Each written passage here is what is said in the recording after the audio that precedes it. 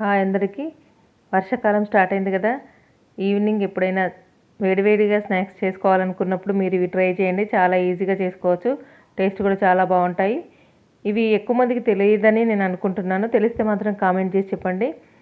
చూడండి, ఇవి చాలా చేసుకోవడం ఈజీ. మీకు ఎక్కువ ఐటమ్స్ కూడా ఏమీ అవసరం ఉండదు.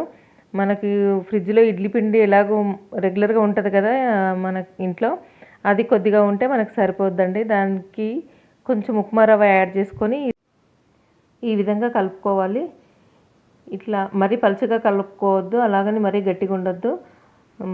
ఇలా కలిపి పెట్టుకొని తర్వాత 4 పచ్చిమిరపకాయలు, 2 ఆనియన్స్ తీసుకొని ఇట్లా పొడుగ్గా కట్ చేసుకోవాలి.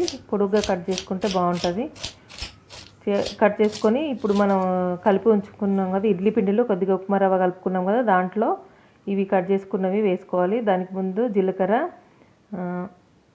కొంచెం ఉప్పు, పచ్చిమిరపకాయ ముక్కలు, ఆనియన్స్ వేసుకొని మనకు కావాలనుకుంటే కరివేపాకు కూడా వేసుకోవచ్చు, అది మన ఇష్టము.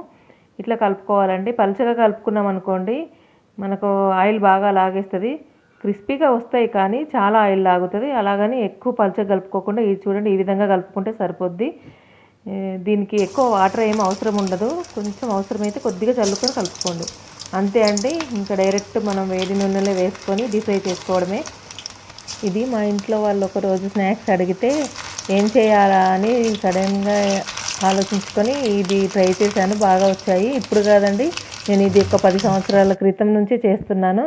ఇంకా ఇవి బాగున్నాయని అన్నప్పటి నుంచి ఇంకా అప్పుడప్పుడు చేస్తుంటాను. ఎవరైనా సడన్గా గెస్ట్లు వచ్చినా, ఎప్పుడైనా స్నాక్స్ తినాలనిపించినా ఇది చేసిస్తాను. చాలా బాగుంటాయి అంటారు అందరూ. మీరు కూడా ట్రై చేసుకోండి, చేయండి, బాగుంటాయి. ఇవి కాకుండా ఇలాంటివి మా ఛానల్లో చాలా పెట్టామండి వీడియోస్. మీరు చూసి ట్రై చేయండి. అన్నీ మీకు నచ్చుతాయని నేను అనుకుంటున్నాను. Thank you.